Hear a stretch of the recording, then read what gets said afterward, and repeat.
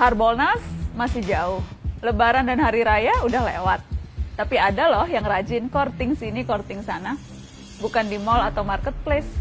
Obral courting ini sedang terjadi di pengadilan kita. Sekali lagi, pesta courting terjadi di Pengadilan Tinggi Jakarta. Masih ingat kan mereka memotong hukuman untuk Jaksa Pinangki Sirna Malasari? Sekarang mereka mengurangi hukuman untuk Joko Chandra. Terdakwa kasus penyuapan sederet pejabat di Kejaksaan Agung dan Kepolisian ini dapat potongan hukuman sebanyak 1 tahun penjara. Awalnya dihukum 4 tahun 6 bulan, sekarang jadi 3 tahun 6 bulan. Ya lumayan lah, 30% lebih diskonnya. Kalau kita lagi belanja, diskon 30% itu kan lumayan bisa bikin hilaf kan?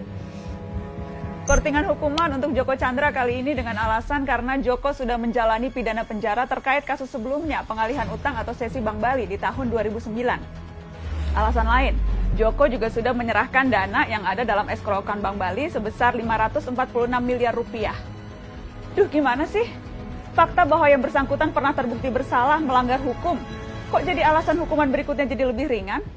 Orang yang pernah melanggar hukum ketika mengulangi lagi perbuatannya, mestinya dihukum lebih keras lagi dong. Apalagi kejahatan yang kedua ini untuk kabur dari hukuman kejahatan pertama.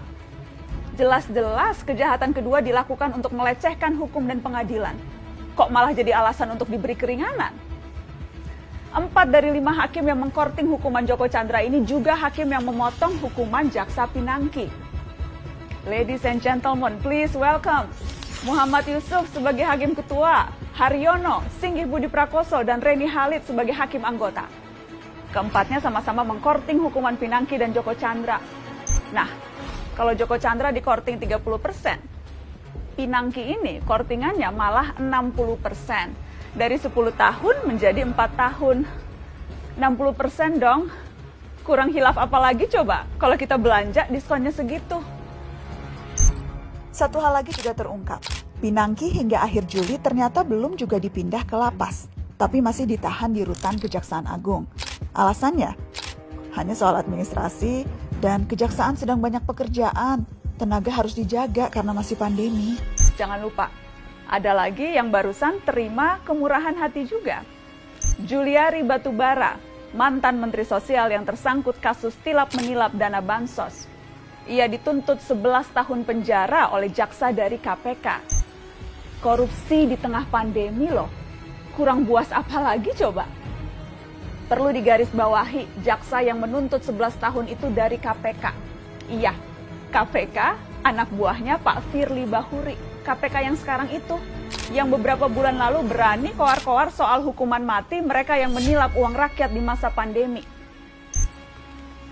Penegakan hukum ini soal bobot, soal ukuran, juga soal kepantasan.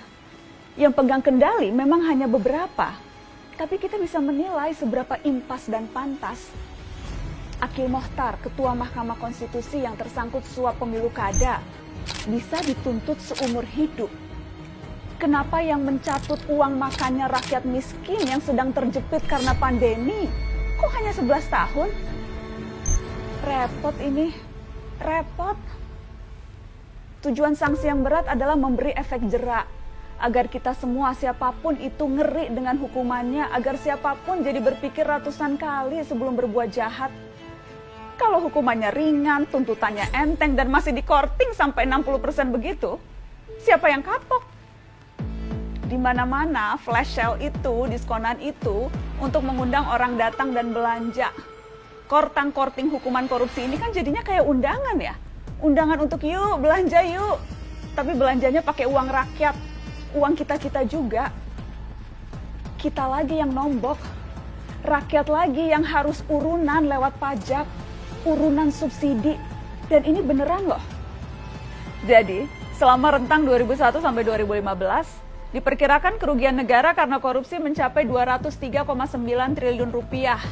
Namun total hukuman finansial yang diberikan kepada koruptor hanya 10,42% saja atau hanya 21,26 triliun rupiah. Ini belum ngitung biaya sosial dari praktek korupsi.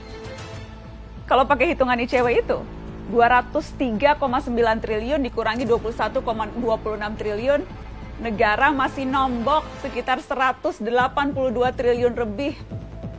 Siapa yang nombokin selisihnya? Ya siapa lagi selain kamu, saya, kita semua para pembayar pajak.